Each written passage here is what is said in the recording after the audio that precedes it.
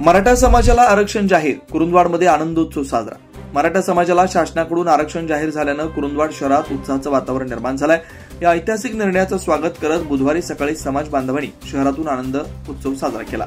यावेळी समाज बांधवांनी छत्रपती शिवाजी महाराज आणि मनोज जरांगे पाटील यांच्या प्रतिमेला दुग्धाभिषेक घालून साखर पेढे वाटून शहरातील प्रमुख मार्गावरून आनंदोत्सव रॅली काढून उत्साहाने आनंद व्यक्त केला। ढोल ताशांच्या गजरात मराठा समाज एकजुटीने पुढे चला अशा घोषणा देत रॅलीत तरुण ज्येष्ठ नागरिक मोठ्या संख्येने सहभागी झाले होते।